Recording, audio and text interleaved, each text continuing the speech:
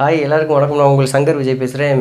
இப்போ ட்ரெய்லர் பற்றி தாங்க பேச போகிறேன். என்னடா அந்த ட்ரெய்லரில் இருக்குன்னு பார்த்தா, நேற்று 6 மணிக்கு இந்த ட்ரெய்லர் ரிலீஸ் ஆனிச்சு. இந்த ட்ரெய்லர் இப்போ 6 மணி இந்த டைம் ஒரு 12 ஹவர்ஸில் வந்து 10 லட்சம் பேர் இந்த ட்ரெய்லர் பார்த்துருக்காங்க. அப்படி என்ன ட்ரெய்லர்னா கண்டிப்பாக உங்களுக்கு தெரிஞ்சிருக்கும். என்ன ட்ரெய்லர்னா ரெமோ. அந்த ட்ரெய்லரை பற்றி தான் நம்ம இப்போ பேச போகிறோம்.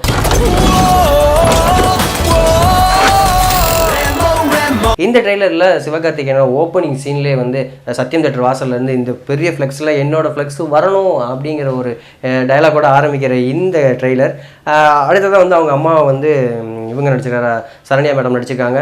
கே ரவிக்குமார் சாரை காமிச்சிருக்காங்க. கே ரவிக்குமார் சாரை காமிச்சவொன்னே ஒரு டேரக்டராகவே கே ரவிக்குமார் சார் காமிச்சிருக்காங்க. அதுலேருந்து ஒரு சான்ஸ் கேட்குறாரு. அவர்கிட்ட வந்து சான்ஸ் கிடைக்கிறது எல்லாமே அந்த ட்ரெய்லரில் காமிக்கிறாங்க. அடுத்த கட்டமாக வந்து இவங்களுக்கு காமெடியாக வந்து நம்ம சதீஷ் சார், யோகி பாபு சார் நடிச்சிருக்காங்க.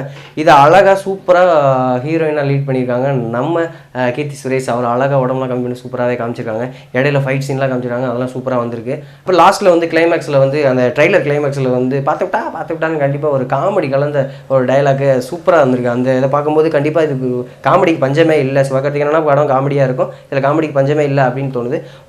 ஒரு நார்மலான சிவகார்த்திகேயன் வந்து ஃபைட் போகிற மாதிரியும், இவங்க கில்லாடி கட்டப்பில் உள்ள சிவகார்த்திகேயன் ஃபைட் போகிற மாதிரியும் காமிச்சிருக்காங்க. சூப்பராக அது ஒன்று. இது எல்லாத்தையும் ஒட்டு மொத்தமாக வந்து பிசி ஸ்ரீராம் சார் கேமராவில் அவ்வளோ அழகாக பயங்கரமாக இருக்குது பார்க்குறதுக்கே. அதனால தான் இந்த படத்தில் இவ்வளோ பேர் கமிட் ஆகி இந்த லெவலுக்கு வந்திருக்குன்னு கூட சொல்லலாம்.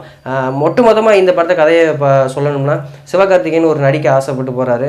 அவர் வாய்ப்பு கிடைச்சா இல்லையா, அந்த வாய்ப்பு கிடைக்கிறது இந்த லேடி கெட்டப் யூஸ் ஆனிச்சு. அந்த லேடி கெட்டப்பில் ரொமான்டிக் கீர்த்தி சுரேஷை யூஸ் பண்ணி இந்த கதை வந்து எவ்வளோ சூப்பராக வந்து இவர் சொல்கிற மாதிரியே வந்து பெரிய லெவலுக்கு அந்த ஃப்ளெக்ஸில் ஒரு ஃபோட்டோ கடைசியில் வந்துச்சா அப்படிங்கிறத தான் நம்ம இந்த கதையாக எய்ம் பண்ணுறோம்னு நினைக்கிறேன்.